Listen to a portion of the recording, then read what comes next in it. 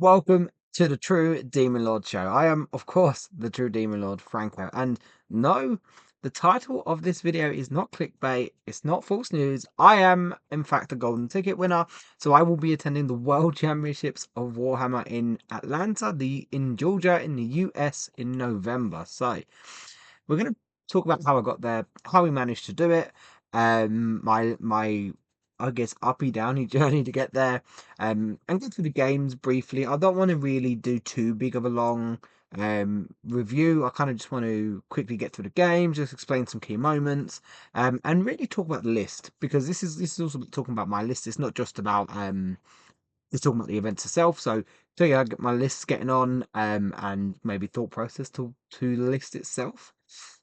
So, of course, before we get into it, important stuff. Please leave a like and subscribe. It takes us a few seconds, completely free, and it helps out the channel immensely. We have the giveaway, which does end very soon. So check that out for the video, and then Facebook and Instagram, and of course check out Facebook and Instagram to keep up with me, all the updates, whether it's tournaments or hobby or even just the channel progress. It's the best way to keep up with all things True Demon Lord and Chaos Demons. So let's just get straight into it. My list. So I've been playing around with various lists. Obviously, only playing demons. I have a lot of time to play just demon lists. But with the latest update, I did what I normally do, and that's kind of pull away from the monsters, because monsters are cool. Who doesn't love big smashing monsters? But personally, they're not my playstyle. I play them when they're good because I want to get the best results. Um, but I try to pull away from them here and there to try and fit more into my playstyle. With the latest points update we got, and data set we got, what about a month ago now, 2 months, close to 2 months ago, nearly. I've been testing out something different, and obviously it's working, which is very good. So we'll start with Be'lakor. We still have Be'lakor in here. I still love Be'lakor. He's still, I think he just does a lot. Is he as good as he should be? Definitely not. I can definitely agree with that. But he still offers me a lot. So my list, I'm trying not to focus really on the deep strikes too much, like the 6-inch deep strikes and charging off that, which seems a bit weird. But I always try not to rely too heavy on that. But he does give me the option, because obviously I've got a lot of different units from different gods. He gives me the ability to just be able to use that shadow bubble anywhere on the board for anyone, because obviously the great demons are god locked. His is universal. Also, Wreathed in Shades, keeping my stuff safe from shooting outside of 18 inches, is still really good. It definitely came handy in this event and every event, right? And obviously you come into the combat matchups, where it's not going to be that handy. But then he's also my big 14 strength 14 swing, because apart from him, I've got nothing really that not high in strength, right? So he gives me a big puncher. Yes, sometimes he hits like a wet wipe. I've had him go into rhinos, father killed him. I've also had him go into lamb raiders and kill them flat. So he does a bit of both. He can sometimes just swing and smash the world apart. Sometimes he just bolt his life in his face, right? But yeah, he's my only real big source of really big smashy instant combat. And he can definitely do that. His shooting's also fairly good as well. Good amount of shots, very good into sisters, older, stuff like that. So yes, we still have Be'lakor, we still love Be'lakor. Of course, we have the Great Unclean One. He's just too good. 260 points, like 20 wounds at T12, 4 up in 1 4 for no pain. He's just insanely good. The other thing, and probably one of the more important things about him, especially for my list, is being able to just pick an enemy unit within 12, reduce his toughness by 1. I have a lot of strength 5 in this list, quite a lot of strength 5 in this list. So to be able to then take something that's T6 down to T5, or T5 down to T4, even T3 down to T2, and T10 down to T9, it changes all those breakpoints for strength 5, especially with the next scale which we have, which is the mask, being able to give +1 to wound against a certain enemy unit for Sineshi unit. So obviously start the fight phase, she picks an enemy unit within 6 inches. Anytime any of my Sineshi stuff targets that unit, they get +1 to wound. And then anytime that unit makes a combat attack, -1 to wound against anything.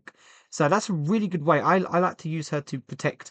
Spoiler alert, we have a lot of fiends in this list, so she lets them punch up, but you can also put her in an area with fiends. Kind of bait your opponent into the charge, and if they haven't got any real way of +1 to wound or reroll wounds, they're going to struggle. At T5 with -1 to wound is quite tough, and -1 to hit as well from the fiends. I also used her around the Great Unclean One and Be'lakor, because again, though she won't give them +1 to wound, she will make the enemy unit hitting them -1 to wound. So that's really, really good. And just another way to get more uses out of her. She's also a lone op. Lone ops are really good, very good for sabotage, recover assets, terraform, scoring actions like that. Then battle line wise, we do have a unit of 3 Nurglings, still pretty good for anti-infiltrate, anti-scout. So they're in there for the World Eaters matchups to try and stop those 8-man running forward. They also try and control part of the board, like against armies that have a lot of scout. Guarded, definitely one of them. And then also just battling against other armies that have quite a few infiltrating units. Again, just being able to keep a part of the board that I want to keep safe with my important units, protected against those units that can kind of forward deploy, or my opponent being able to drop things in to kind of block me out early game. Then we have 2 units of 10 Plague Bearers. Love the Plague Bearers. I swear by them. T5, 2 wounds, 5 up in 1. They're really good. Sticky objectives. 1 unit tends to start in the backfield, sticky early, and then mid to late game go up and down to do some primary scoring, secondary scoring, primary denial. And the other unit tends to do a bit primary denial and just be a general nuisance. But yeah, still very, very good. I love the Plague Bearers. We then have a unit of 6 Blood Crushers. So I've not been the biggest fan of the Blood Crushers. I'll be completely honest. They've been very topsy-turvy for me. I do think their combat is actually not that great. Unless you've got Rendmaster buffs, because Rendmasters make everything good. But saying that, I wanted another forward pressure unit, a unit I could just throw into my opponents. Um, and the Mortal Wounds can give you a nice bit of damage in there, because I felt like sometimes I'd kind of miss something like that. And in this list where that big high impact damage isn't really there, I'm relying more on lower strength and a few different negatives and positives to kind of take into effect. Um, when those mortals decide to proc, they really do work.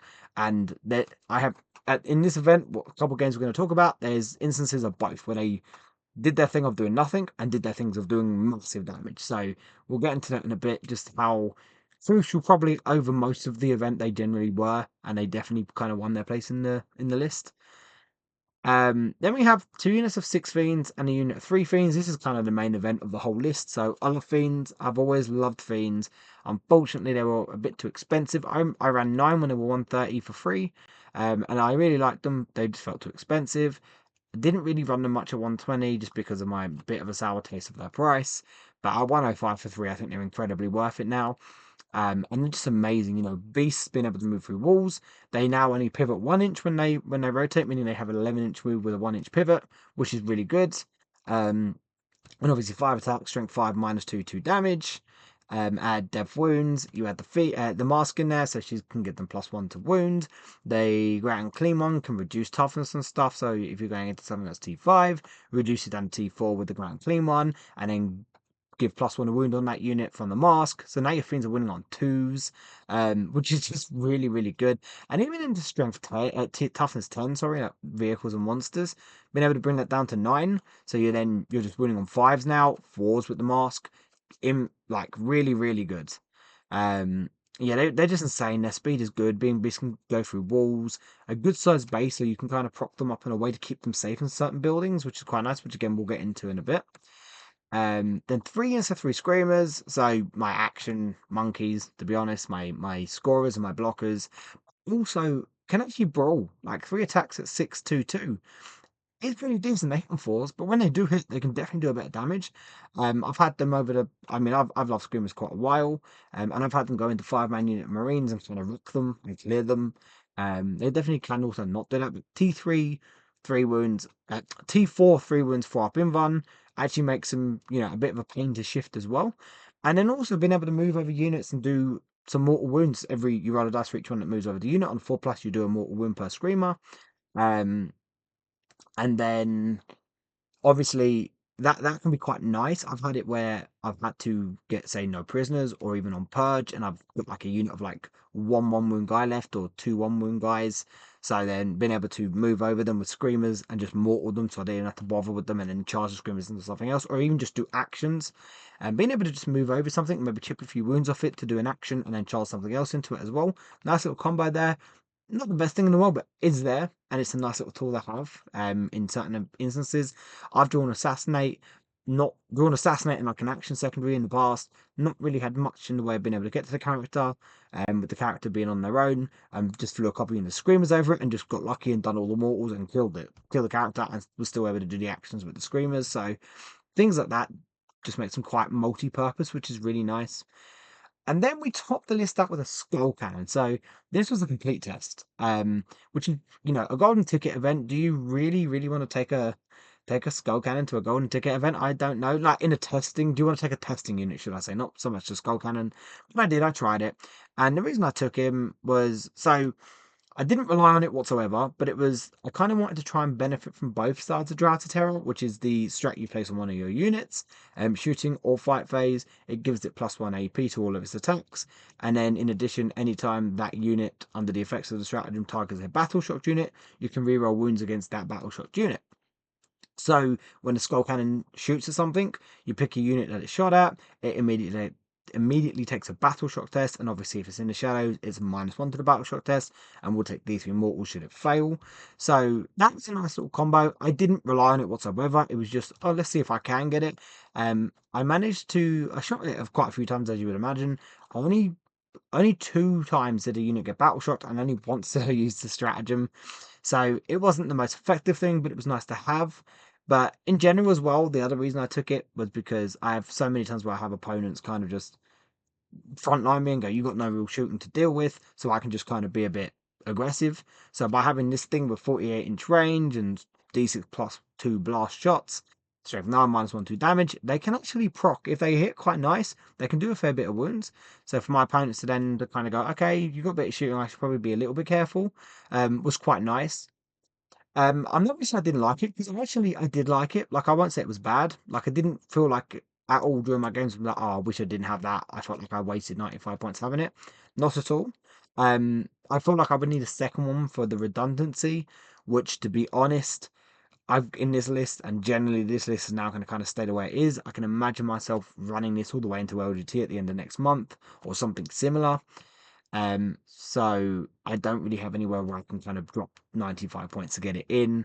So it will probably come out. It did come in replacing the Changeling. Just to test, I can definitely see the Changeling coming back in, maybe for a little bit before I kind of figure out something else I may want to take. But overall, I didn't hate it. Because also, let's also remember, it is T9 9 wounds with a 4-up in one. It's got 2 blood letters on it, plus another 2 strength 6, no AP, 1 damage attacks. And it is OC3. And it definitely did have a few different plays during the event where I would use it to try and get onto objectives and contest, and heroic came into it as well. So overall quite nice. But like I said, probably one is just not enough, and I ain't got space for 2 of them. So, but yes, it was a nice little interesting pick to have. So, um, so obviously the event we attended to, because I didn't even mention the event, was the Gothic Games Canterbury Golden Ticket Qualifying GT, which is a mouthful to say, but obviously it's an event run by Gothic Games, which is run by Danny Ratigan, who's a great guy, and I go to all of his events, or try to go to most of his events. As Canterbury is towards the part of Kent, and Kent being the county I'm also from, it's about 40 minutes from me, so it is actually one of my most local events, which is quite nice. And always does like large 40 to 60 man RTTs. This was a 44-man GT, but I wasn't really going for the golden ticket. It would have been nice to win it. It was more so a case of like points, UKTC demon points, ITC demon points. That is the reason I'm going. Also to have fun. But and quite a few of my mates went as well, and local mates, and then also some other people I know from around Kent, the Team Hive Mind guys, I know them quite well, and just a few other people. But yeah, so as far as that goes, let's get into round one. We played into. I've just given away the score a bit too early, but we went into James and his Chaos Space Marines. So before we do that, actually, we have literally jumped the gun. Spoiler alert: I won the game. But let's look at the actual list itself. So James was running Chaos Space Marines, Renegade Raiders, which I think I was worried about. Obviously, their little gimmick with their detachment is to do with AP. We don't care, so I was a bit like, cool. I love it when I just ignore people's rules.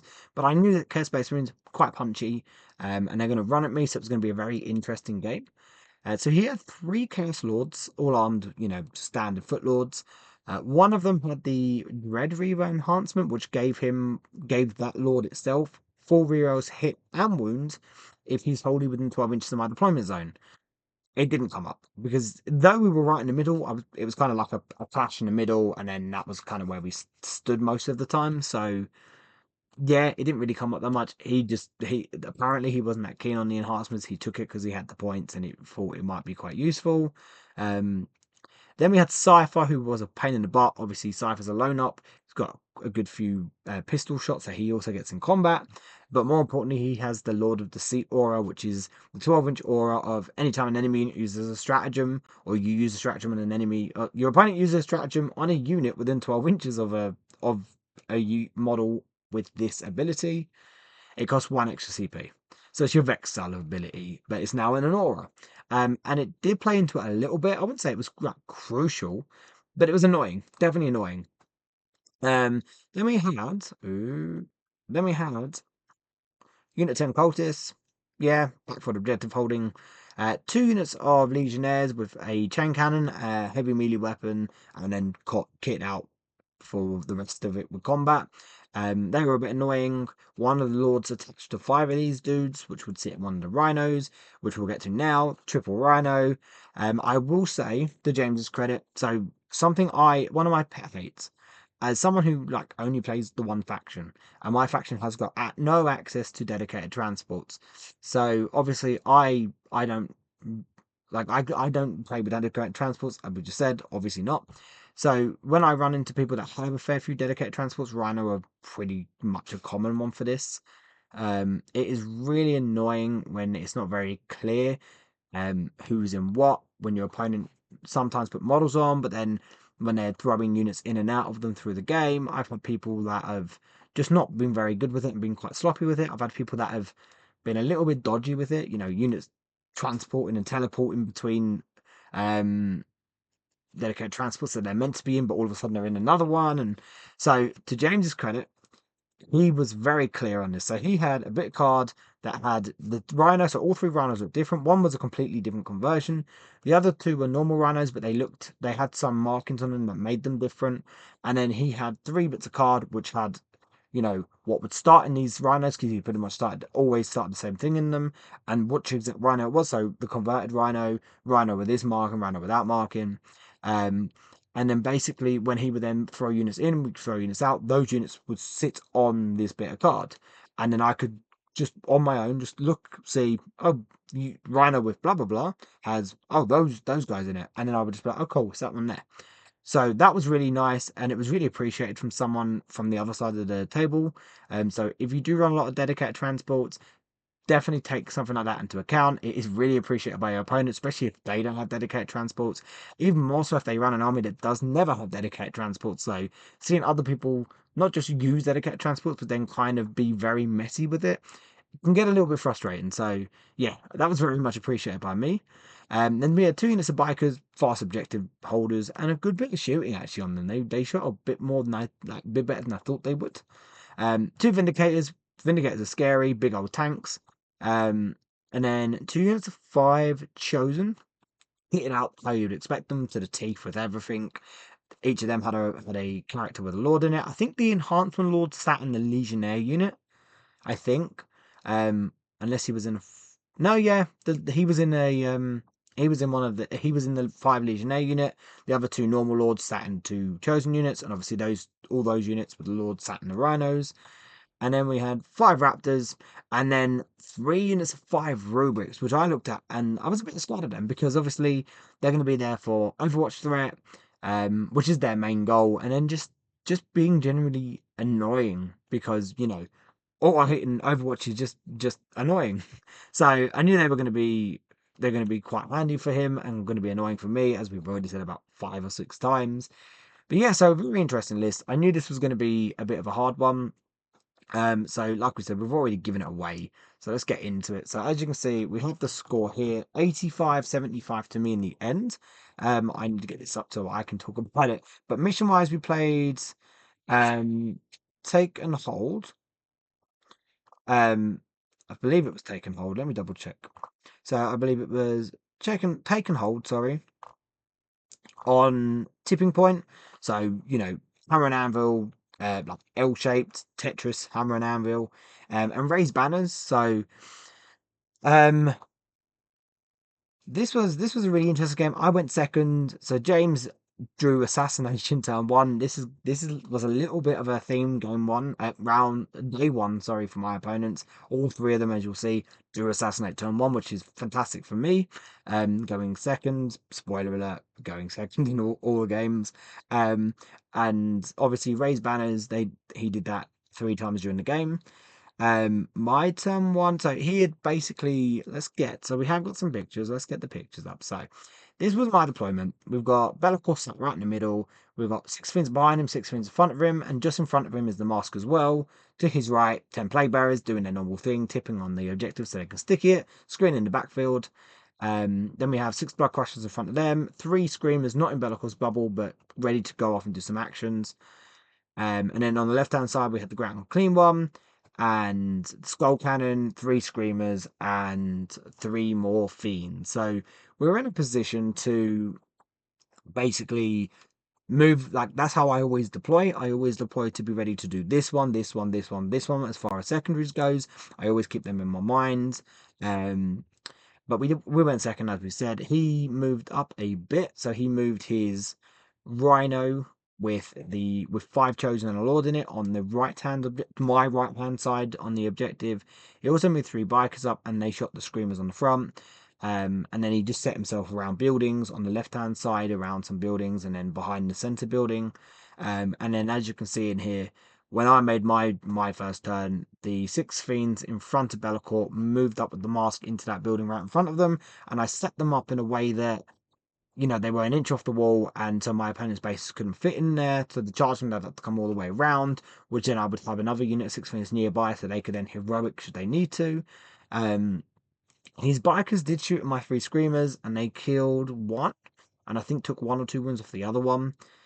So this was kind of my turn one, or the end of my turn one. So as you can see, those screamers moved into the middle.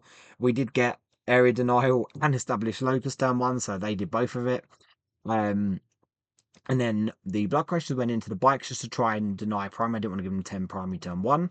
And the annoying thing is, right, so they went in, I rolled my 6 dice for my impact hits, did not roll a single 4+. So I was a bit like, oh, that's annoying. So they did end up killing the bikes to the wound with their combat, thankfully. And then tagging the Rhino, then the 5 Chosen would jump out, Cypher would jump out with the Lord and the Chosen, and they would get into a nice brawl with the Crushers. I think I ended up having 1 Crusher left, because the Crusher's deceivingly tough with that strength at toughness 7, 4 wins, 4 up in bum. As far as the other side goes, I made the Grand Clean one up. He denied it with bikes. I then brawled off with the bikes and the Rhino.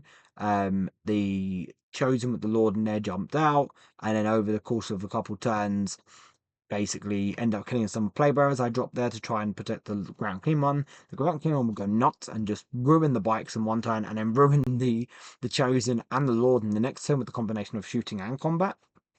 And then obviously in the middle, we would brawl. He would come out and kill some screamers with some rubrics and some legionnaires that jumped out from the Rhino that also was on my right hand side. So the Chosen and the Lord jumped out there to deal with the Crushers. Then he threw 5 legionnaires, which were also in the Rhino, out to screen out my fiends, which was fine. And then I think we can get into that last picture here. As you can see down in this bottom, we've got all the fiends schmozzing around. We went around, so in that time we killed the 5 legionnaires, most of the Chosen with the lords, and then on the other side we're just contesting. The 3 fiends in the middle came up, charged from around the wall into the rubrics and killed them. And then that's as far as pictures go, that's all we've got, because I'm quite bad at remembering to take pictures. But yeah, and then basically in the middle, he then chucked out 5 Raptors, Vindicator, which one Vindicator just shot at the Grand Clean all game, didn't kill it, but chipped some wounds off him. Grand Clean was happy to take it. The other Vindicator was on the other side, dealing with fiends and crushers and stuff. Did shoot at Be'lakor once, and he got 2 wounds through. I failed both my invulns, and he double 6 to damage, so Be'lakor went down to 6. He then charged the Lord into Be'lakor, failed to kill him, and then Be'lakor proceeded to whack him, which was quite nice. Be'lakor also managed to kill Cypher as well with some shooting over the course of a turn. So as you can see here, scoring wise, he scored 40 on primary. I scored 35 on primary. But secondary wise, he scored 25 and I scored 40. So I had a very good game for primary. Or secondary, sorry, going second help there. Like I said, I don't want to go too deep into it because I can just get lost in the words. But just some highlights. In the middle, I had 6 fiends with the mask go in and just obliterate the Lord and the Legionnaires, as well as also smash up the Raptors while the Grand came on top to finish them off as well. And then he also had the Vindicator in combat that sat in the middle. My left hand side, so he had a Rhino sitting on there in turn 5. He'd drawn recover assets, which he was trying to score. I picked up Be'lakor, dropped him down 7 away, so his Rhino was 7 inches away from my deployment zone. So I dropped Be'lakor down 7 away. He made the charge in, killed him, stopping recover assets, and then also getting me storm a hostile objective, which was quite nice. We also sabotaged with screamers in his backfield, which we had up and down in turn 3. We also had 10 plague bearers, so that dropped in his deployment zone for behind enemy lines in turn 3, and he then charged it with, or was that turn? Yeah, turn 3. And then he charged it with a Rhino just to stop them from doing actions for the rest of the game. And over the course of 2 combat phases, they knocked it down to like 1 or 2 wounds. So he kind of got the Rhino out there because he was like, oh, I don't like that. He'd positioned some Rubiks up to Overwatch, so I picked up the Plague Bearers and then dropped them back down in a safer spot to score me. Actually, I didn't think they needed to score anything at that point because there wasn't really much they could do. Oh no, I think I'm lying. They didn't go up and down. They moved forward and got onto his back foot objective. Um, but yeah, so overall, it was a nice close game. I think turn 3, he hit me quite hard, and I thought, oh well, I was pretty convinced this isn't going to go well. Now I'm probably going to lose this. And then I had my turn 3 and just switched it back. And then I think going second was a massive hand help here. So I was able to be quite passive with that unit fiends with the mask sat in that building, and then come out with the ground king one just kind of hammer into the middle, and like the ground king one going a bit nuts and just doing in the chosen a lord on one side, being able to hold the middle down by sacrificing something, him putting a lot into it, and then me coming back out because he had to kill he had to kill 6 things on the other side, which again kept the Vindicator and some Rubrics and a Lord occupied for a bit, which Be'lakor was able then to kill the Lords and Cypher, as well as some Legionnaires earlier in the game, and then take the Vindicator to the face, occupy him for a turn, and then move over and pretty much finish the game off by killing the Rhino, which actually ended up getting me 9 points, 4 points for Storm and 5 points for having an objective. So yeah, even though that wasn't exactly winning the game, it helped and went a long way to doing it. So yeah, very good game. James was a really good opponent. I really enjoyed that game. It was a really tough game. And like I said, there was part of me that thought I was going to end up losing it, but we did manage to pull it out. So going into game 2, we actually played against James's teammate Cameron this time. So Cameron was playing Eldar. Now I looked at the Eldar list briefly and I was like, okay, I'm not that worried. Because he didn't have spiders, he didn't have shadow specters, he didn't have war walkers, which are all my scary units, right? He did have income, he did have that annoying buff jester with Fate's Messenger. Um, but yeah, I'm not gonna lie, without it sounding too arrogant, I just looked at it, I was like, okay, this isn't the scariest list. For me, for my personal demon list anyway. Um, and I think Cameron kind of relied on people not really knowing his tricks. So I explained everything to him because he didn't know anything about demons. I always had to be open, explain all my tricks. So at least then when I use them, my opponent can't say, oh, you didn't tell me about that. So he knew what I could do. He looked at all those fiends and I think he was a bit like, oh no, that's not going to go good. Because the fiends do like this matchup. And then he started telling me some of his bits, to which I was able to then finish his sentences, be like, yeah, I know it does this, it does this, it does this, which I think took him back a bit, because I don't think he expected me to know exactly what his list did. I go to a lot of events, of course, over 10th edition, played loads of Eldar, so at this point, I know them quite well. So he didn't have the Guide of Fortune to make one of his targets, or one of his units, -1 to wound, which most of the time is the Incarn, so I was quite happy about that. He had the guy that gave 4 rerolls, which generally went on the D platforms, which didn't really matter. Like, he was rolling 2 to 3 shots. Most of the time, if he was missing one, he was getting the reroll with the Elder reroll anyway. And the one time he rolled a 1 on it, he then proceeded to miss all his shots. So the one time he did actually miss all his shots, he didn't have the reroll anyway. So we have the Way Leaper, which I think is a jumpy dude. Um, with the Lone Op, yeah, the Death Jester with Fate's Messenger, which is annoying. The Sky Runner, which is the guy that gives the rerolls, I believe. Janezar, which is the Banshee, as character, whatever she is, the character, for the Banshees. So that was yeah, that was an interesting pick because I hadn't really seen her much about. Then we had the Solitaire, which is an annoying like combat missile, but I think he just was so afraid of the fiends he didn't really use her to the best of her ability or his ability. And then the Income, which can be annoying, but a lot less than it used to be. Then Storm Guardians to guard his backfield objective, as well as give him some extra fate dice for being on his backfield. Then we had some Banshees, I think 2 units of 5 Banshees, a unit of 4 Skyweavers with Haywire and Star Bolus, and then another 2 with Haywire Zephyrglaive. He was a bit like, oh, you don't have to worry about these, like, they're not that good until you got no vehicles, to which I was like, that's a lie. I played into Jakari that had 5 Haywire Scourges, and then a bunch of Talos, which had Haywires on them, and they proceeded in one turn to do like 20 odd dev wounds to Shalaxi and kill her. To which I was a bit like, wow, that's insane. And I know that's hot rolling, but they can. It can spike that way, so yeah.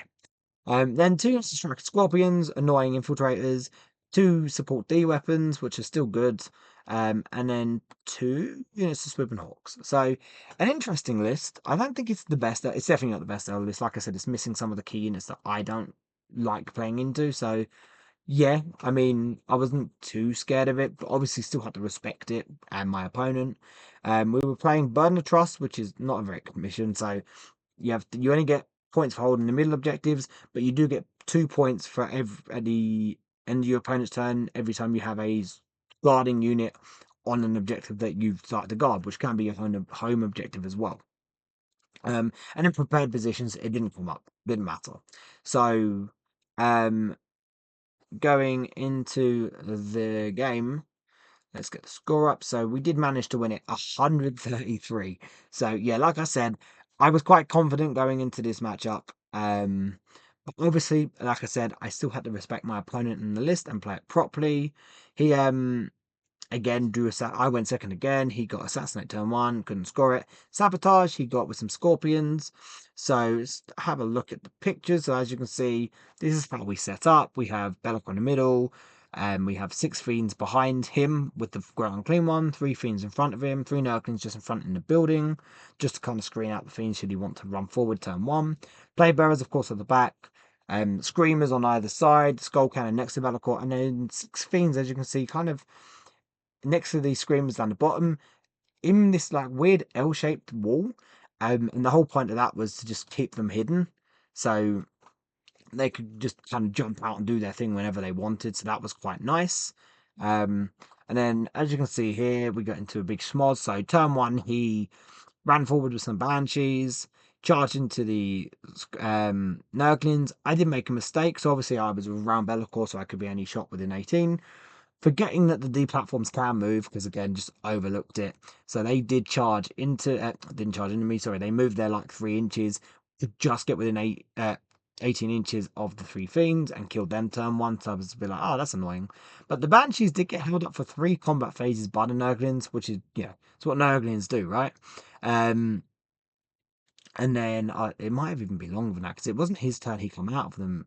Sorry, it was his turn he killed them in, and my turn I replied. So um, yeah, like I said, that's what he did in his turn. In my turn, I got containment and behind enemy lines. Screamers did containment. 3 screamers, so as you can see down the bottom here where the big blood crushes is, we'll explain what happened there. So on turn 2, I decided to be quite aggressive. The Great and Clean one moved up to the farther objective and would proceed to hold that for quite a long time and guard it. He would also have some 3 screamers that would jump up near him. The 6 fiends did move, so this is this the end of turn? This actually might be the end of my turn 3, thinking about it. This is the end of my turn 3, I believe. Um, just want to double check. Sorry, no, this is the end of my turn. 2. It is the end of my turn 2. So um, the Banshees did end up killing my Nurglings in his turn 2. So I would then move this unit of 6 Fiends up to deal with them. The other unit of 6 Fiends stayed back for a bit. Bellicon moved forward, so we'd already killed the 2 bikes with the skull cannon shooting turn 1 because they moved up to the middle, killed them, and then in turn 2 he had, I want to say it was, what was it? Something was in the middle and I can't remember what it was. It wasn't scorpions because they were on either flanks. It wasn't the big unit of bikes. Banshees were so where the, as you can see where the bikes are, that's where the other unit of Banshees is. I actually can't remember. There was something on that middle objective and I can't remember what it was, but I proceeded to drop the plague barriers 3 inches away, hold them on the objective, and then shoot whatever was on that middle objective with Be'lakor. Um, and then so I basically denied him primary for the whole game. Um, the Screamers jumped down because the Way Leaper was on that objective to zone him to deny him the primary there. He then charged it with 5 Scorpions in his turn 2, left 1-on-1 wounds. So the reason Bellacor's where he is because I dropped the Crusher 6 inches out from him and 6 inches away from the. Sorry, I think it was 7 inches away from the Scorpions, but it would be a 6-inch charge with the Horn. Um, I didn't move the Screamer away from the Scorpions because I didn't want to give him free Phantasm, so I left them in combat so they couldn't.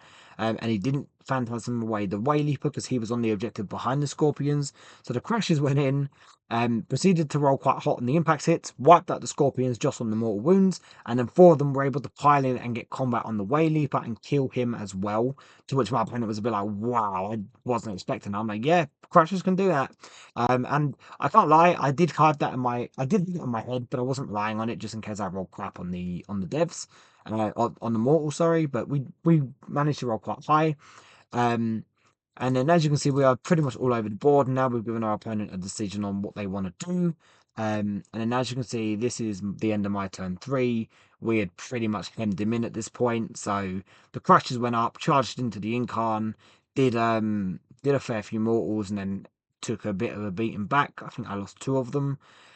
The 6 Fiends moved up the charge into the 4 bikes that were there in front of the Incline and ended up killing all them. Bellic also charged them just to get him a bit of movement. The Ground Clean one moved up. I did advance both units of Fiends and like an idiot was like, I'm going to charge them both. Oh wait, I can't charge them both because they're both Fiends. I can only charge one of them with Warp Surge.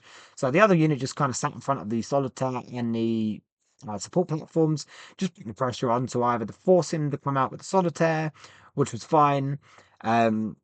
So funny story I want to get into is like my opponent did have like a unit of Scorpions that had been a bit messed up by the ground from my shooting. It was the Exarch on a wound and the normal Exarch. He tried to be quite clever, move it in front of the way and clean one to charge in. Solely relying on the fact that I was going to Overwatch it. And he was like, "Oh, do you want to Overwatch? Like, I'm going to charge you, so like you could definitely Overwatch me." To which I told him, "I know what your trick is. I know you're trying to get me to kill him, make the mistake, so you can then teleport the Incline there. I'm not doing it." So I feel like he relied a bit too much on me making mistakes. I didn't do it though because clever.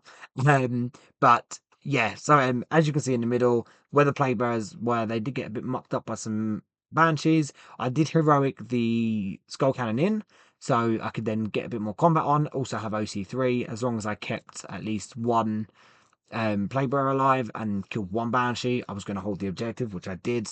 And then yeah, from here, like there is no more pictures after this, but as you can see, Jane's Arm would come out, go into the Crushers. The Crusher would die from a combination of the Incline and Jane's Arm, but then I would kill the Incline with Be'lakor. The Fiends here would then go forward and smash into his backfield and finish it off. But overall, he only ended up getting 8 points of primary because he only got one objective for the whole game, and that was the last turn because he had one unit of banshees which he did up and down, threw them on the objective where the crushers and the screamers were, and essentially I was just so busy trying to clear off the rest of it. I was just like, look, I do not need to go for it at this point. I know I'm going to score 100. I just left it alone, and he got a couple burden points as well. I maxed out obviously everything because I just had the whole board. Like I had think 2 objectives for 1 turn, and I think I was on all 3 objectives for the rest of the game, so there's nothing else he could have done there. And then secondary wise, as you can see, we got a good spate of secondaries. Area Denial, Bring It Down. Bring It Down was the turn where we ended up killing the Incarn and on both platforms. Um, Yeah, so just it was just yeah, like I said, it was a really bad matchup for him. It wasn't a matchup that he wanted to go into, and when we ended up obviously sitting across from each other. He looked at my list and was like, I don't know if I like this. And I was like, we're not saying it straight away because I don't think it's like, I did say it's not the demon list you want to play into. I didn't want to sit there and go, yeah, this is a really bad matchup for you. But at the end of the game, we both agreed, yeah, it just wasn't good for him. He was missing things like not scorpions, sorry, spiders, war walkers, and shadow specters, which would have made a different game because those units are really good into me, especially the spiders, like they can definitely do a lot of work. So yeah, I think not the best elder list, and going into a demon list that is just naturally good into that type of archetype list anyway. So yeah, so we went 2-0, which was awesome. And then I proceeded to go into, so the guy that was playing next to me was running World Eaters, Jake, and we did run into him. Now, this was scary because World Eaters are scary, right? We don't like them too much. He did have Angrons, our old angry boy, and Khan, which is awesome because we love Khan. Khan is cool. And then two Master of Executions. One had the Berserker Glaive, so he's just an absolute nightmare in combat. And then the other one had the Favored Corn, which let him re-roll his Corn dice at the start of every battle round. Obviously, Master of Executions are nasty because they give the unit they're attached to fights first. And he had a unit of 10 Jackal, 2 units of 10 Jackal, sorry, and then 3 units of 10 Berserkers all kitted out to the teeth with all their stuff. Massively scary. So obviously Khan joined 1 unit, the two Master Executions joined the other 2 units. And then we had 2 Rhinos. So Khan and his Berserker sat on one Rhino, the Berserker Glaive, Master of Executions with his Berserkers into the other Rhino, and then the other Master of Executions actually went into Strategic Reserve, because we'll get into a funny story about them in a minute. Then only 2 units of 8 bound, no Exalted, so that made me a bit like, okay. I knew I could block out at least one of those units with the Nurglings, which is what we did.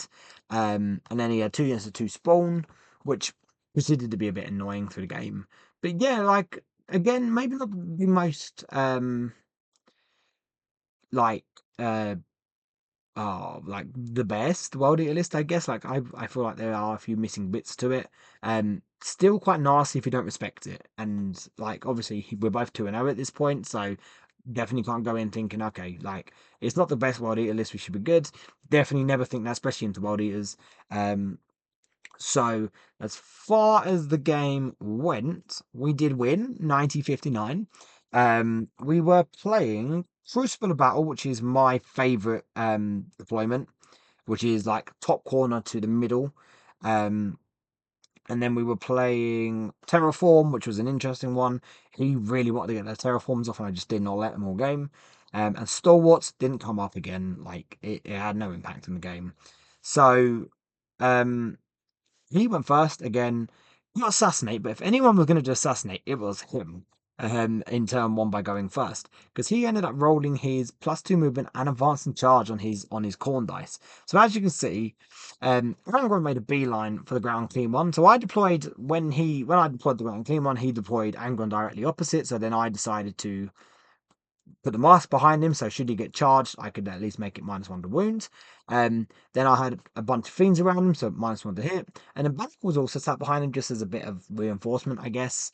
I ended up deploying too much in too many spaces and forgetting my 6 crushers, which did start pretty much most of it started on the board. I think I put 10 plague bearers and 3 screamers up in the air, just to give me some deep strike, but pretty much everything started on the board because, again, in those combat matchups, I like to at least give me something if I get rushed into turn one, which is kind of what happened. So Angron did make the charge turn one, as you can see here. He used like reroll hits and wounds against monsters for the strat.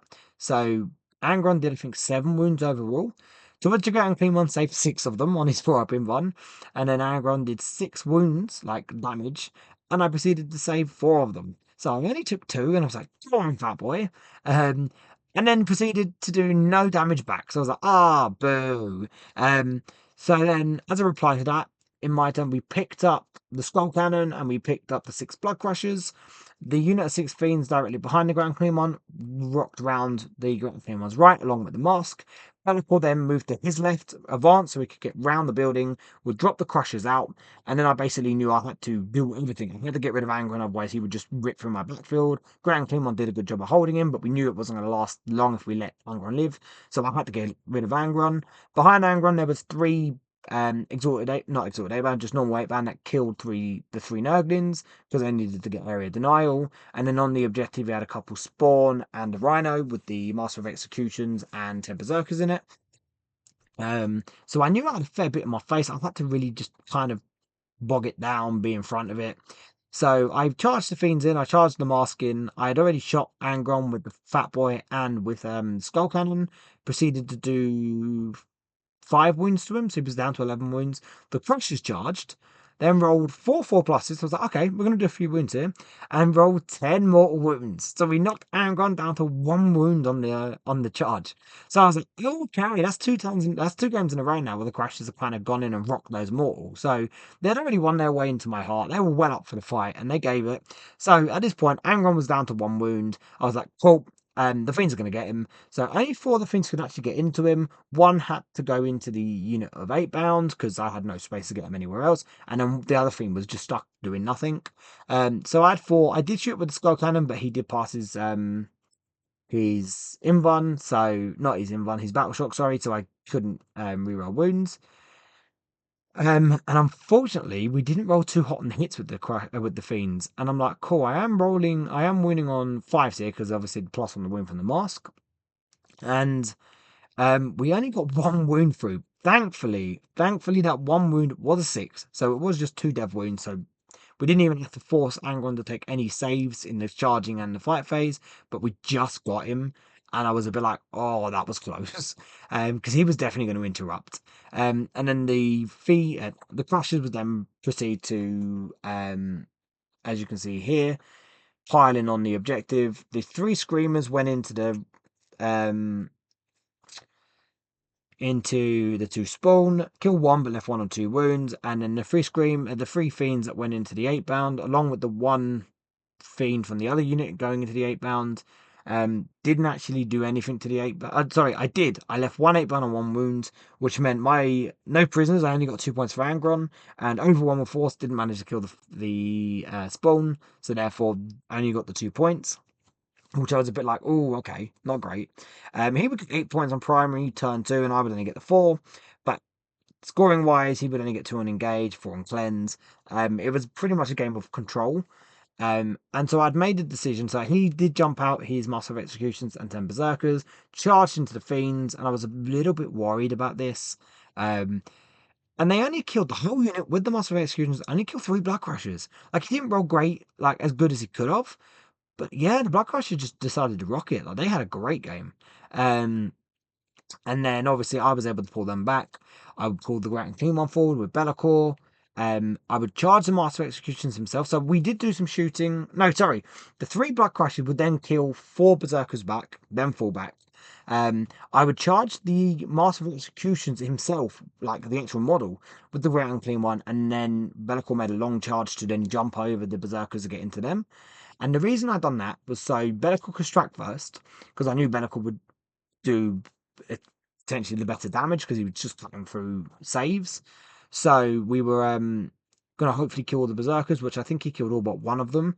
That way, he couldn't pull the Master of Executions away, so the Grand Clean one was always going to get the fight, which if I started with the Grand Clean one, he could then pull enough Berserkers away that would make Be'lakor's life hard, because Be'lakor's quite a bit away from the Master of Executions. So Be'lakor killed most of the Berserkers. The Grand Clean one then fought, killed both the remaining Berserker and also the Master of Execution. So that was quite nice clearing that side, getting rid of a pretty scary unit. But Khan did come out in the middle to deal with some Fiends, to which I would then countercharge it with Fiends in the Mask and kill his unit. And then, yeah, so as you can already see, let's look at the last picture. So as you can see here, Angron did come back in turn 3 with the favour of Khorne, like using his other Master of Executions, which wasn't on the board, to use the full reroll, which allowed him to get it on. Because apparently you can still use that reroll whether the guy's on the board or not. But he could only land in that 1 spot. Now, in turn 2, he didn't bring his Berserkers on, so I thought, brilliant. I took advantage of that, so I did proceed to run through with with fiends to get onto his backfield objective and kill some berserkers, not berserkers, jackal. Sorry, we were 3-inch deep strike play bearers, which you can see on the right hand backfield. Three screamers on the right hand side of the board, three screamers on the bottom towards the left, and then you can't see him, but in that bottom right corner is the skull cannon. So essentially, for his turn 3, I'd screen the entire way around the board so that Master of Executions and his unit berserkers could not get on. And then in my turn 3, because obviously he can still rapid ingress as long as they come on by the end of turn 3, they're fine. And he would then try and tag me up and like do a bit of damage where he could. Angron, because I did make a mistake, did try and charge the the three fiends on the other side of the wall in front of him, but did fail the charge.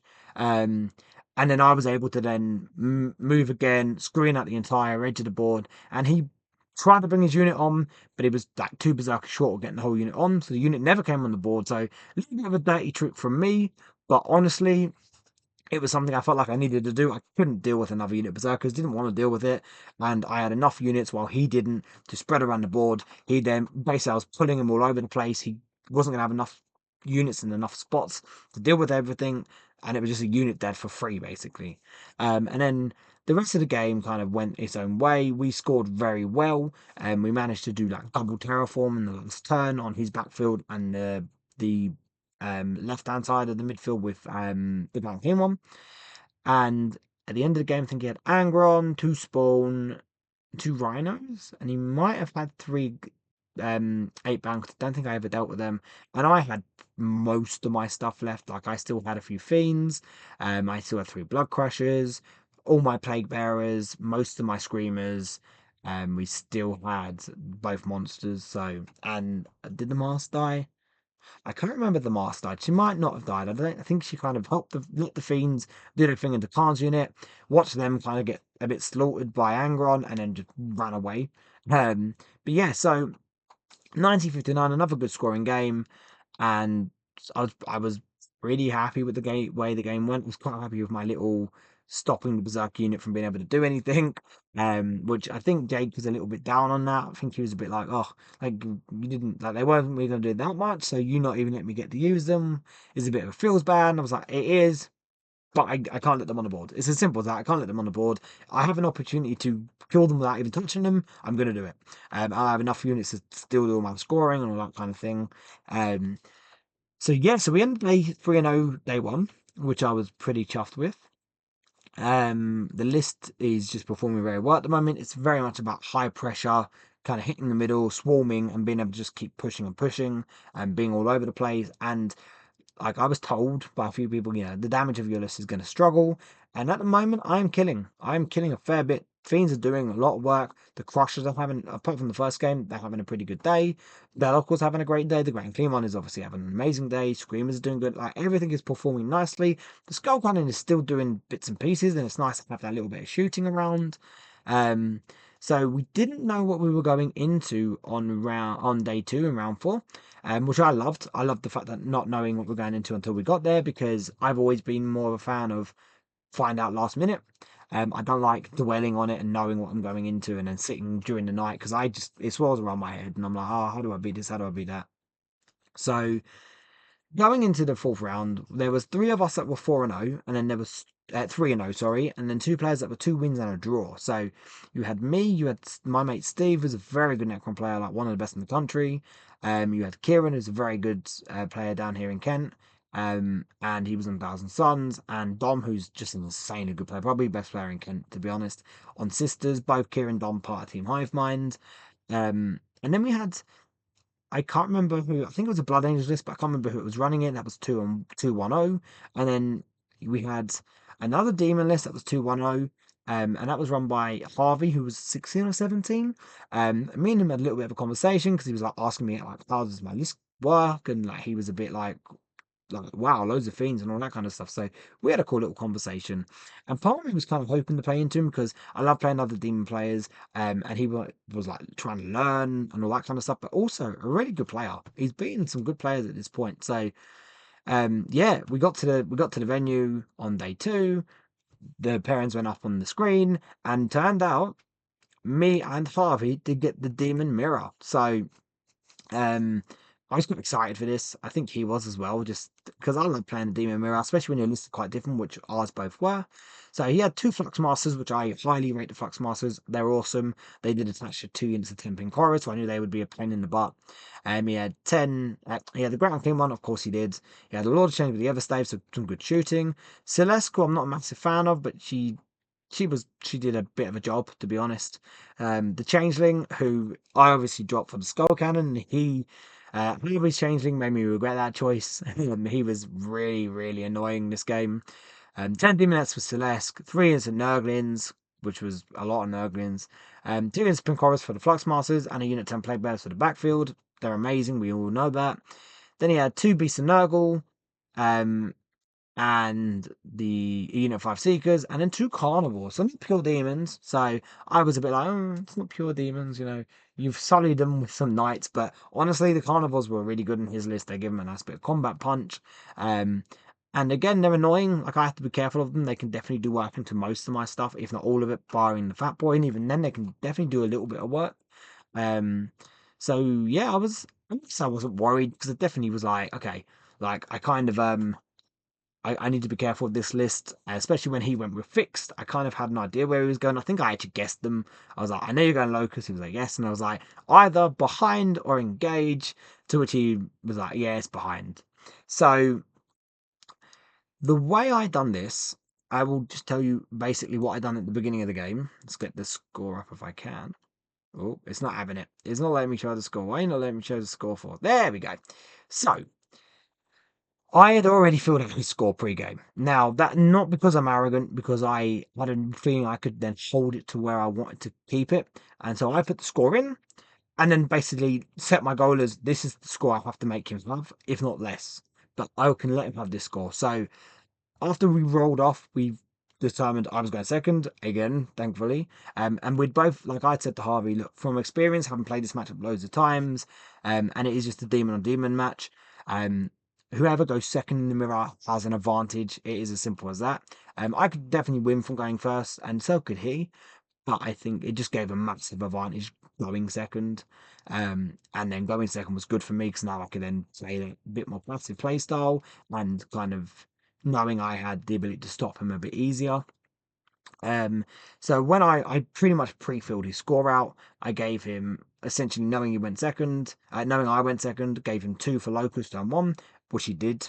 I then gave him, I did underestimate this a little bit, so I actually gave him 2, and that was it. That's what I gave him, just 2 again on Locust and no behind enemy lines. And I'll show you the picture in a minute why. And then I proceeded, then just decided turn 3, turn 4, turn 5. He's going to have 8 on both because I just can't stop him for that many turns. But then I decided to give him, I gave him 10, 5, 5, 5. That is actually the way I scored it. I was going to then try and give him a 5 in turn 2, but I then decided to just not bother with it. So obviously this is the deployment. I know it's a little bit annoying because it's skewed, but you can kind of see where all the fiends are, that big pink blobby mess. But of course that with all the crushers around him, and then obviously the fat boy in his normal spot, ready to move up to his objective, which I always kind of decide that's my objective. Mission wise, because we haven't even said what mission we're playing. So we're playing, I think it was Crucible. No, it was Tipping Point. Sorry. Swift Action didn't make a difference again in this game. Scorched Earth, so burning objectives. So again, obviously I went second. Harvey moved up with some horrors and that. So then I decided to pick up the 6 Crushers and Bellacore, which I then regretted because the idea was I was going to try and get 6 in charge, hit those horrors, and just try and kill them early. Decided to not play that aggressive and be a bit more passive and give them the 10. Now, going into so my turn 1, this is how I moved my deployment zone. I basically screened it all because again I decided I'm just going to stop him from getting that many secondary points turn 1, and then I'll just let him max turn 3, turn 4, turn 5. And I'd done a pretty good job. Like I had stopped anything from getting in, except like an idiot, I hadn't realized the changing was there. So obviously in this picture you can see the changing in the top right on the sideboard. He was actually like, so where my big white dice is below, like where there's a few fiends, like in that building next to the screamers, the changing was underneath there hidden, and I had just completely forgot he existed. So In this picture here, on the bottom left, you see a ring of plague bearers. Behind them is a 3-inch gap and then a perfect 40 mil base size hole. Because again, I'm an idiot. I definitely could have screened that better, but I just got a little bit careless with it, being a bit. I think I was just overthinking a bit too much. Because as you can see, this did take me a good moment. This was like a 15-minute movement phase. I apologize. I said to Harvey, I'm sorry, but this is going to take a moment. I need to do this. And he just proceeded to go, cool, I can still drop him here. So that was annoying. He still scored 4 on Locust and then 3 on behind enemy lines. He did charge his 5 Seekers into those Screamers down the bottom of the screen. I heroic to the Screamers, but with the Fiends, and proceeded to kill them, so I didn't have to worry about them. Yeah, and then obviously going into round 3, I did charge my Fiends into the Horrors to try and kill or try and deny the primary. Annoyingly, he basically I was hitting on 4s with the Fiends, 30 attack, and I think I only got like 9 or 10 hits. I wounded okay, like I pretty much wounded with the rest of them, and his saves were okay, his splits were okay, but he literally just managed to hold on by 1 OC and hold the objective still, because I had hit him on his backfield, dropping Be'lakor, dropping in I think it was 6 Fiends, and did I chuck the other 10 plague bearers in there? Was it? I think it was just 6 Fiends. I think. Trying to think. Did I do the 10 plague bearers and the 6 Fiends at the same time? What was the score? Let's have a look. I can't remember. This was like close to 2 weeks ago now, to be honest. But I don't think I did drop the play bearers at this point. I think I hadn't dropped the play bearers at this point. It was just 6 Fiends with Be'lakor sitting behind them. He rapid ingressed his Carnivore on, to which then when I charged the Fiends in, I kept them in a way that it wouldn't allow the Carnivore to get over to the ground clean one. Not ground clean, sorry, Be'lakor. And then in turn 3, so he was now getting to the point where he was scoring. I looked at my score and I was like, cool, as long as I keep him the 5 primary and don't let him get any scorched, as long as I just keep managing to score well, I'll be okay. Then turn 3 happened, and I got a little bit worried. So we drew um, behind enemy lines and assassination. So behind enemy lines, I had 1 single fiend left. I had Be'lakor that went in, killed the carnivore, and I had 10 plague bearers that went in and did some work into. So I'd already killed most of the plague bearers of the fiends. The Demonettes and Celeste dropped down, killed most of those fiends. Then my plague bearers came in and dealt with a lot of the demonettes. Be'lakor obviously then went in and killed the carnivore. And so I was holding the backfield, being annoying back there. So behind enemy lines was fine. So assassination, we had multiple areas.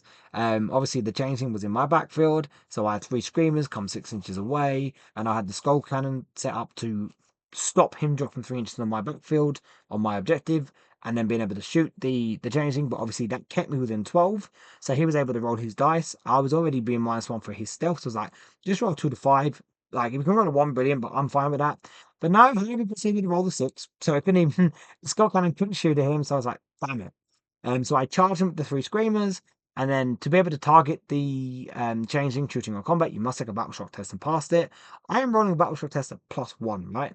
So I'm rolling on a 6, and I failed the battle shock and couldn't hit him. I was like, damn it. So now assassinate there.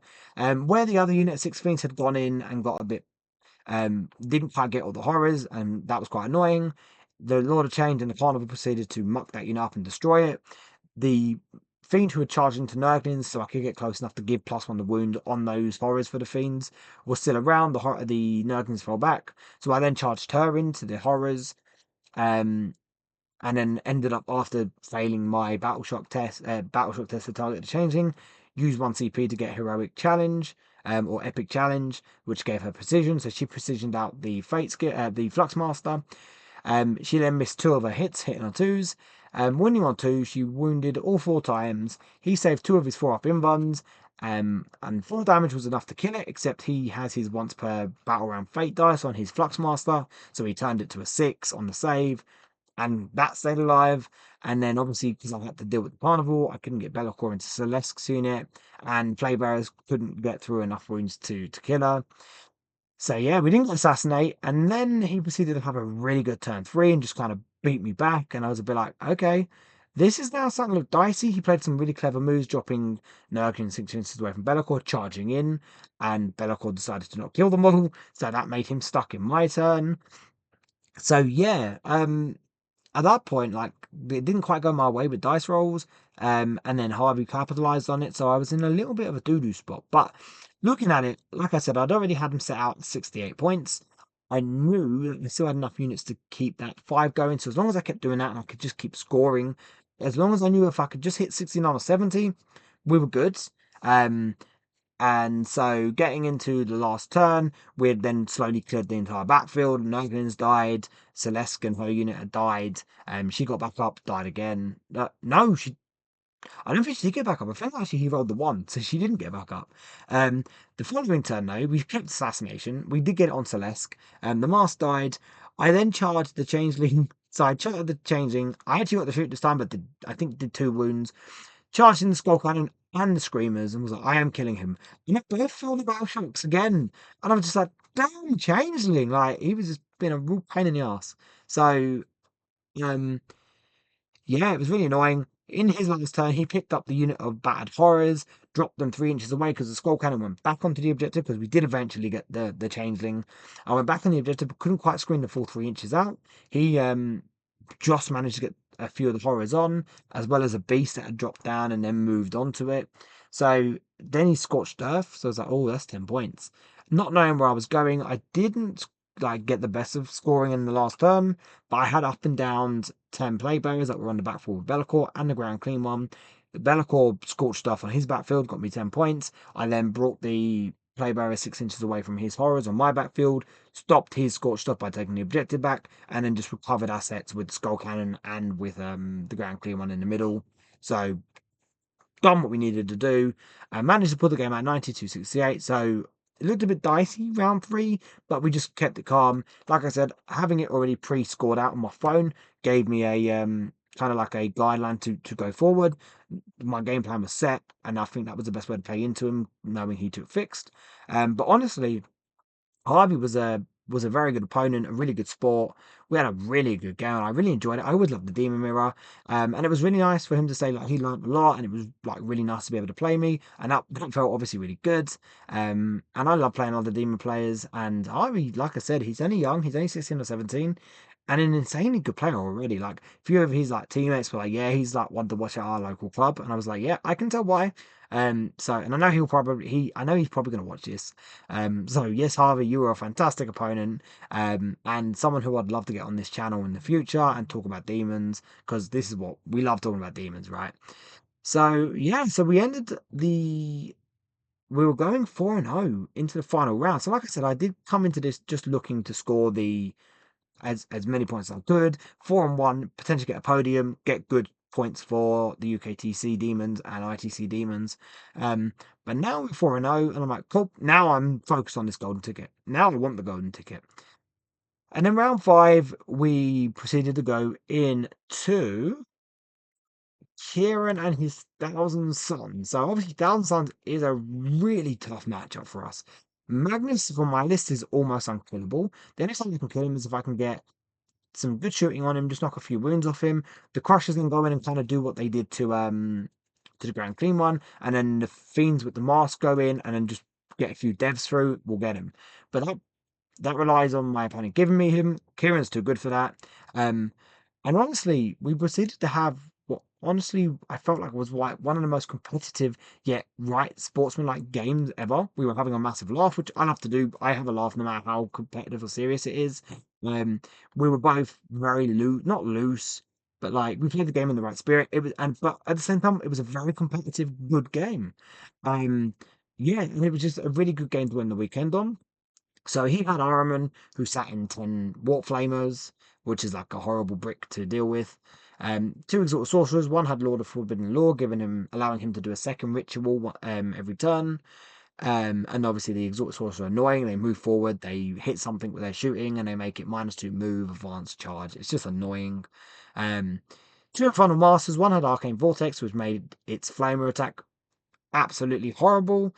And then another Infernal Master, which sat like both of these sat in 5-man Rubric squads. The Infernal Master with the Umbrellific Crystal, which let his unit once per game uppy downy. I think that was the Rubric squad with the Soul Reaper in it. And then Magnus, who is just an absolute beast. Um, then we had the big flamer brick that attached to Ahriman, and then the two small Rubric squads. The Soul Reaper one went with the Umbrellific Crystal guy, and then the other unit went with the Arcane Vortex guy. A unit of Zangles, which protected the backfield. Two Vortex Beasts, which, yeah, they're decent. They're pretty good. A unit of two Spawn, sorry, and then 2 units of 10 Cultists to give them CP when they died. They proceeded to be incredibly annoying for me. Um, so we went second again. So that's second all 5 games, and I was a bit like, wow, someone's looking down on me here. And unfortunately, I'm just going to get it out now. We ended up losing 74-63. Kieran's amazing, played it great. Definitely had him sweating, and as you can see, he did take a secret mission to win the game. Um, honestly, taking nothing away from Kieran. I'm just admitting because I feel like it's good to do. I misplayed. I believe I went for a the last Thousand Suns list I played. I won by a few points, and I just felt like I was a bit too passive against it. So turn 2, I decided just to go all aggressive. I think it was the wrong play. I'm saying that because I failed a fair few charges, and it did cost me. Um, but yeah, it was an interesting one. So we'll go into it and just briefly talk about it. So obviously we played Crucible again, and we played Purge, and the mission rule didn't, again, I don't believe it came into effect. It was rapid escalation. It really didn't matter. Didn't come into effect. But Purge was an interesting one. Now, the thing I like with the new version of Purge is you still get kill a unit in turn 1, but you can no longer get kill more, which I think is a great change because I thought that was always feels bad. Which thankfully, because even though I went second, I didn't get it, and not feel like a trying either. So obviously, this is where he'll be deployed. Um, he then moved up his 10 cultists. What is the next fixture? Right, that's what we did in a minute. So he moved that unit of 10 cultists forward, stretched them across the top objective and the middle objective. Um, and then my turn, like Magnus was able to get some shots on the 3 screamers on the left hand side of the screen. I killed them in a go because he moved Magnus, shot, moved back. I believe. So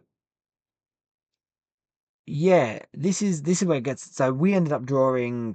We then drew Assassination turn 1, so it's a bit a taste of my own medicine. An overwhelming force, and I knew I was going to score mini force and get a kill for 4 points. I was like, okay, that's fine. There's at least like what 7 points. Um, so I did shoot the cultist with the Grand Clermont, who did move up to the middle. Not the middle, sorry, the top corner where he always pretty much goes in every game. Um, and probably didn't even need to in this game, but actually, thankfully, he did because he stopped my opponent getting hold more. Um, but yeah, so this is just really annoying, and I'm still not over it. So my 3 fiends charged into, I think it was 6 cultists that were left after the Grand Clean was shot up with the flamer, and I was like, cool, I've got 15 attacks. And I rolled okay on the hits, but I rolled pretty poor on the wounds. I can't remember the exact number, but I didn't roll that many. I think it was six. There was 6 cultists. I know he ended up rolling 4 or 5 6-up-in ones and left 1 guy left. So it stopped me getting overwhelmed with force, and it stopped me getting kill, which is a 7-point drop.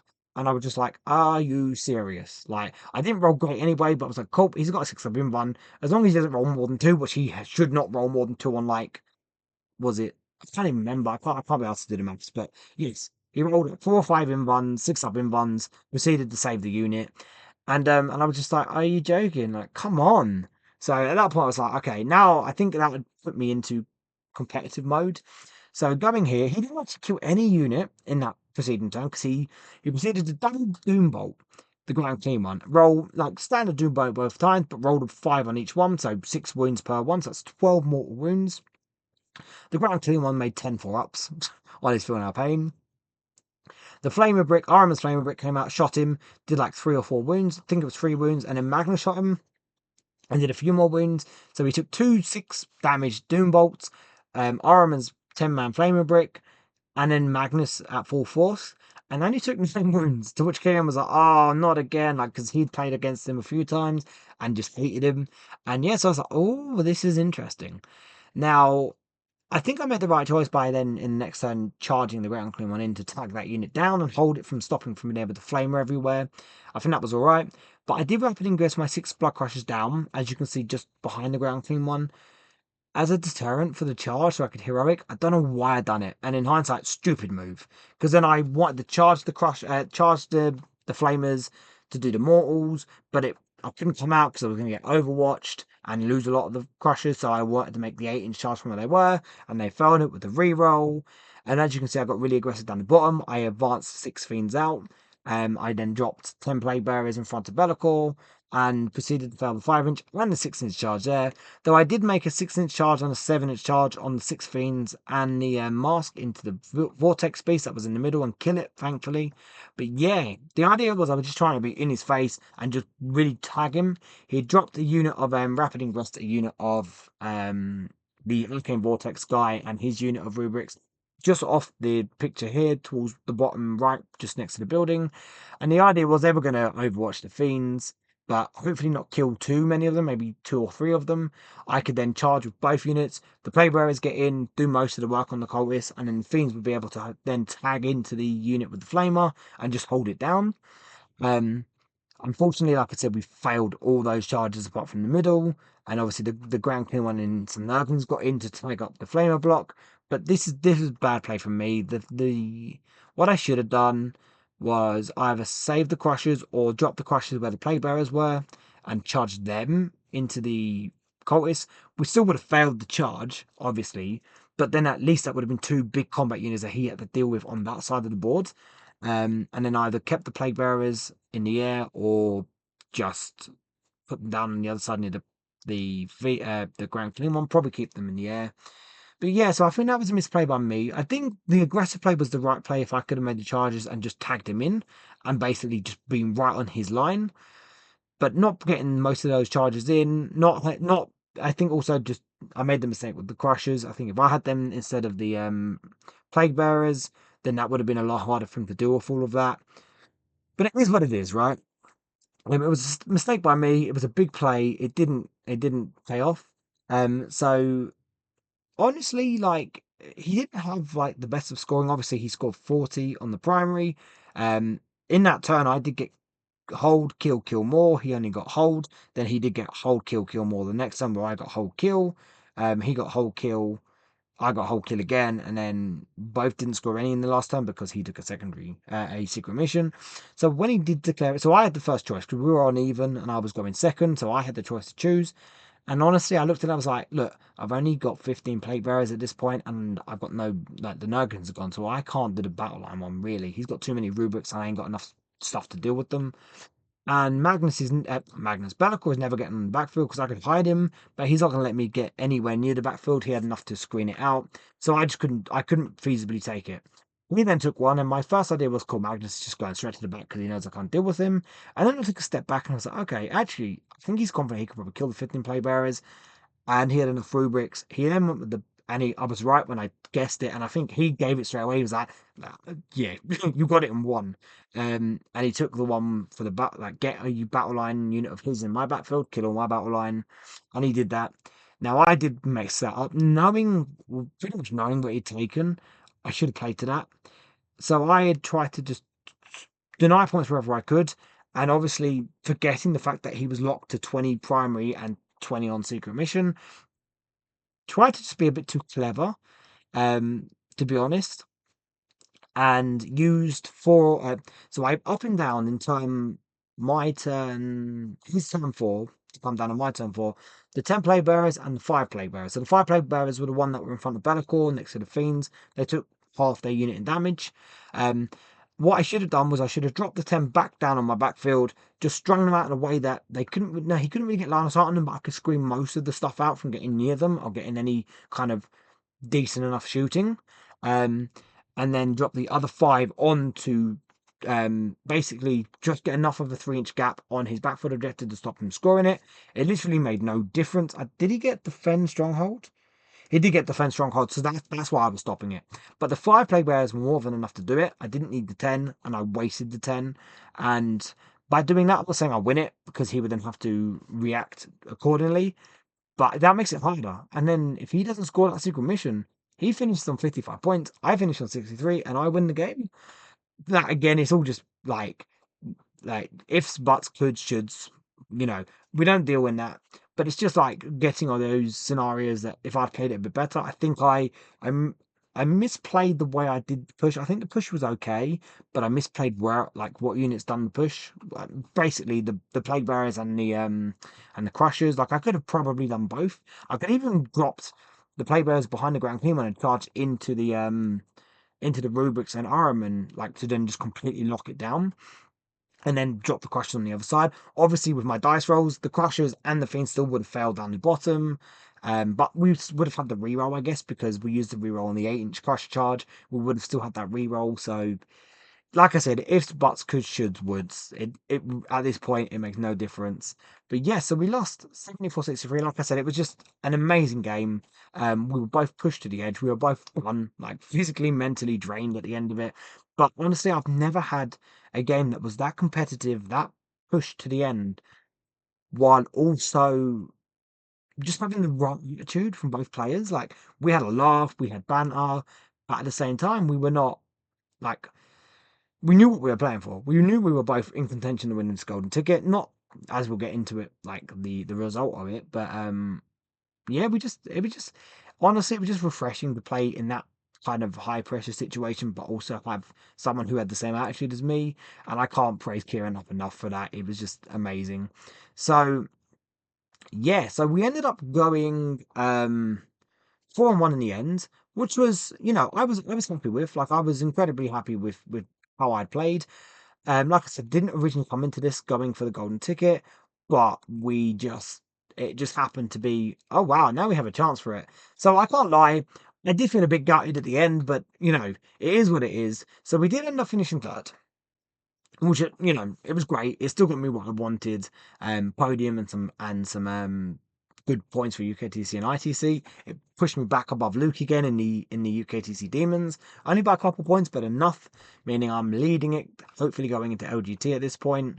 Um, but yeah, so the way this was going to work was Danny wanted to do a shadow round, so Kieran and Steve would then have a separate game, and the winner of that would win the golden ticket. He'd already done, as far as he was concerned, this was the final pair at the final placings. No matter the result of the final game, Kieran wins, Steve comes second. You know, that was the way Danny wanted to do it. And then this last game was basically a completely separate game to the event. And it was like, you two have earned the right to now play for this ticket yourselves. Now you play for the ticket, and the winner just gets the ticket. So a few of us we're going to stick around because this will be a really interesting game, and I had nowhere else to go at that point, so I was like, I'm going to watch this. My friend Steve, Kieran, my last opponent, great opponent. This will be a really good game. Both Kieran and Steve and Danny disappeared for a good 5 minutes, and we were like, oh, wonder what happened there. They did come back. Both had basically like they didn't want to play the last round. They were tired. And honestly, Kieran was just not interested in the golden ticket just because he didn't really want to go to America to do it. And Steve, like again, is similar. Like he doesn't like for him, he loves playing the game and playing around the country, or more specifically down this part of the country. He's not really that interested in going abroad. And they'd both basically recommended someone else. I say recommended someone else, like you don't know who won it, you know who won it, who they thought would appreciate it a lot and also earned it over the weekend by also playing good. Um, Obviously that person being me, and Danny, because of the way the pairings and me finishing third, agreed, yes, he finished third. As far as we're all concerned, he's definitely next in line for it. And so the golden ticket filtered down to me, and it was off to me, and I of course accepted it because this is great for me in general. Like it feels really nice to have this opportunity, like playing this game for 17 years, obviously doing the YouTube stuff, doing events almost every weekend, excuse me, to then have the opportunity to do this in Atlanta and to America, right? It's still like a holiday in a way. Um, just amazing, just amazing. I can't thank the other two guys enough to recommend it to go to me.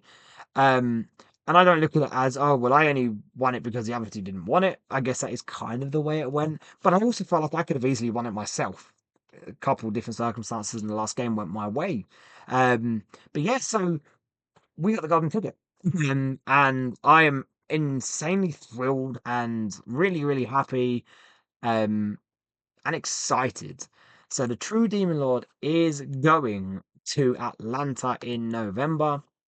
Um, and so, yeah, like it still feels weird. Like it's been a couple weeks now. I've already been planning the holiday, getting it booked. You know, the other half, she's insanely excited. She was like, "Oh yes, we have a holiday." I was like, You know, you can definitely come along. Obviously, like holiday.